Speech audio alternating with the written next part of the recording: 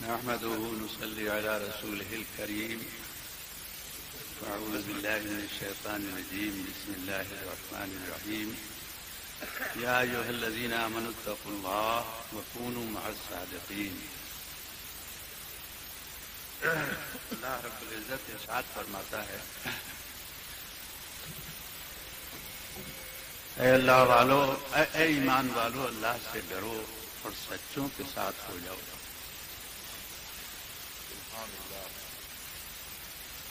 سب سچوں کے آقا و مولا اور ہمارے سب کے آقا و مولا حضور سید عالم صلی اللہ تعالی علیہ وسلم ہیں. تو سب سچوں کے سردار ہیں. تو ہمیں سب سے پہلے تو سنت رسول کو دیکھنا ہے. اور حضور نے فرمایا اصحابی کالنجوم بأیہم اقتدیتم اہتدیتم. میرے صحابہ تاروں کی طرح ہیں، ان میں سے جس کی پیروی کرو گے ہدایت پاؤ گے. تو سرکار کی احادیث کریمہ میں اور سرکار کی سب سے پہلے تو سرکار کی سنتوں کو دیکھنا ہے اور اس کے بعد سنت صحابہ کو دیکھنا ہے اور ان کے بعد علماء ربانی کو دیکھنا ہے. جو کچھ صحابہ کا عمل ہے وہ بھی رسول اللہ صلی اللہ تعالی علیہ وسلم کے احکام کی روشنی میں اور ہمارے علماء ربانی جو ہیں وہ جو کچھ کرتے ہیں وہ بھی اللہ و رسول کے احکام ہی کے پر چلتے ہیں، اسی پر عمل کرتے ہیں. تو حضور مفتی اعظم ہند کو جن لوگوں نے دیکھا ہے وہ جانتے ہیں کہ حضور تنہائی میں بھی اور مجمع میں بھی ہر جگہ احکام خدا و رسول کا لحاظ اور خیال رکھتے تھے اور اس پر عمل فرماتے تھے. اور یہاں تک میں نے دیکھا کہ میں گاؤں میں تھا اور حضرت گھر میں اور حضرت آرام فرما رہے تھے. گرمی کی دوپہر تھی. سوتے سے بیدار ہوئے اور مجھ سے فرمایا کہ باہر کسی نوکر سے کہہ دو کہ نل کا پانی ٹھنڈا کر کے ایک لوٹا پانی استنجا خانے میں رکھ دے. سمجھا؟ تو حضرت نے تو ایسے فرما دیا، لیکن ہم اپنی سعادت سمجھتے تھے کہ ان کی کوئی خدمت ہم سے ہو جائے. سبحان اللہ سبحان اللہ. حضرت نے یہ فرما کر آنکھیں بند کر لی.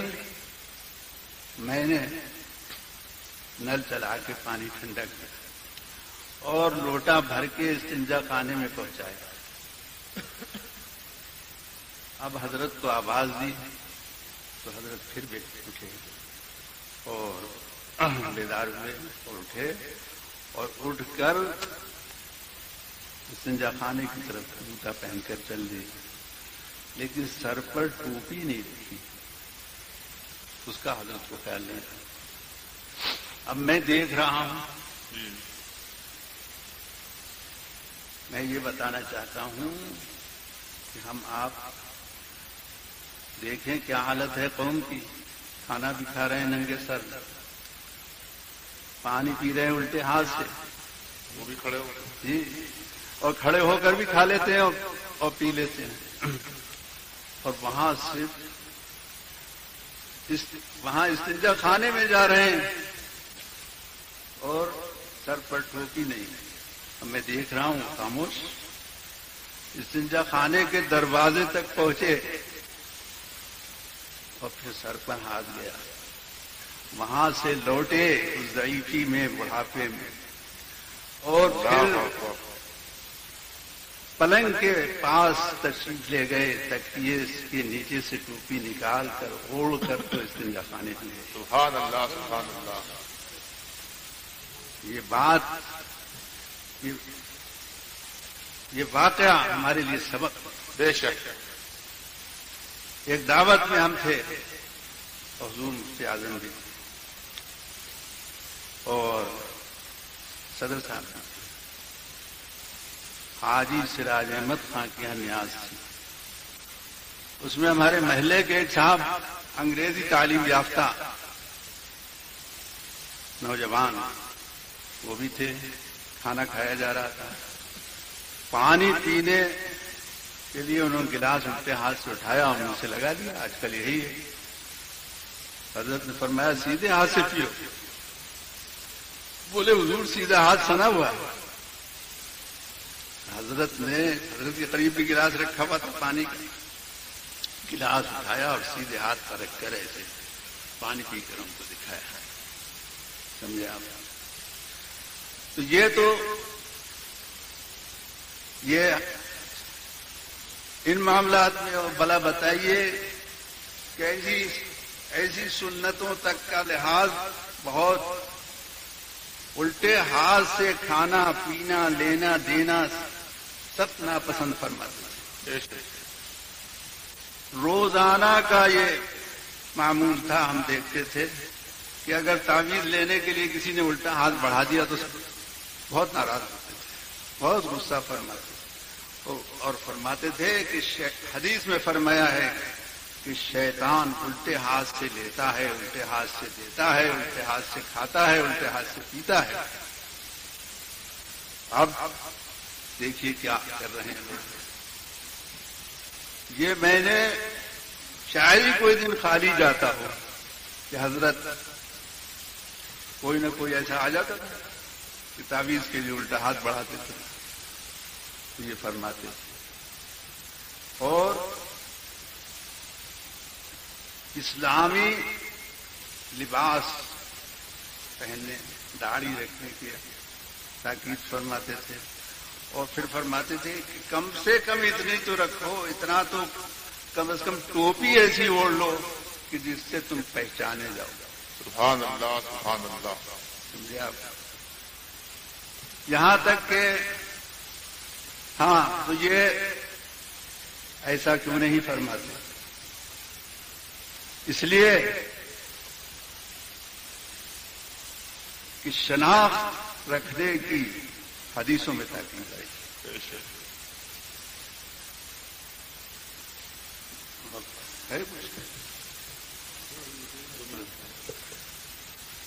سرکار جب مدینے میں تشریف لائے تو دیکھا کہ یہودی, وہاں یہودی تھے, 3 قبیلے تھے. انہوں نے جب 10 محرم کی تاریخ آئی تو انہوں نے روزہ رکھا. تو حضور نے فرمایا کہ 10 محرم کو تم کیوں روزہ رکھتے ہو؟ یہودیوں نے عرض کیا کہ حضرت موسیٰ علیہ السلام کو اور ان کی قوم کو فرعون سے اور فرعونیوں سے اس تاریخ میں نجات ملی تھی. فرعون اور اس کی قوم دریائے نیل میں ڈوبے تھے. تو سرکار دو عالم صلی اللہ تعالی علیہ وسلم نے مسلمانوں کو حکم دیا کہ تم بھی 10 محرم کو روزہ رکھو, لیکن تم اس کے ساتھ 9 کو بھی رکھو تاکہ امتیاز ہو جائے. واہ واہ واہ. جی. اور عرب میں اس زمانے میں مشرک بھی امامہ مانتے تھے, مانتے تھے, اور سرکار کو بھی امامہ ماننا پسند, محبوب سنت. تو حضور نے فرمایا کہ یہ ٹوپی پر ہم امامہ نہیں باندھتے, بغیر ٹوپی کے باندھتے ہیں، تم ٹوپی پر ہمیں باندھو تاکہ امتیاز ہو جائے۔ واہ سبحان اللہ سبحان اللہ یہ شملہ نہیں لٹکاتے ہیں، تم شملے لٹکاؤ تاکہ امتیاز ہو جائے۔ سبحان اللہ تو پھر حضور مفتی اعظم کیوں نہیں تاکید فرماتے؟ روزانہ کا حضرت کا معمول تھا کہ جہاں کسی نے الٹا ہاتھ بڑھایا یا الٹے ہاتھ سے کسی کو کھاتے پیتے دیکھا تو سب ناراض ہوتے تھے، اور اب ہم دیکھ رہے ہیں کہ چائے پی رہے ہیں تو الٹے ہاتھ سے، پانی پی رہے ہیں تو الٹے ہاتھ سے۔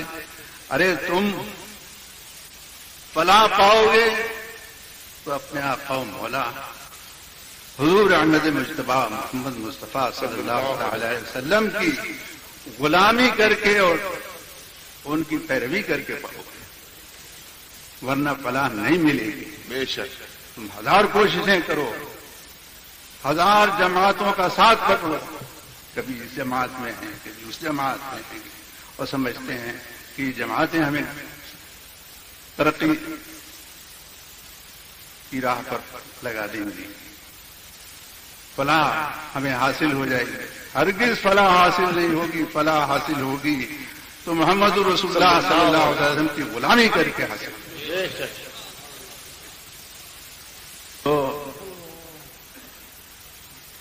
میرا کوئی ارادہ تقریر کا تھا نہیں، میرا ٹائم تو ہو گیا، تو ان کے کہنے سے میں نے جو خیال میں آیا وہ عرض کر دیا، اور پہلے سے مجھ سے اگر کہا جاتا تو میں کچھ اور کہہ دیتا، وہ معلوم نہیں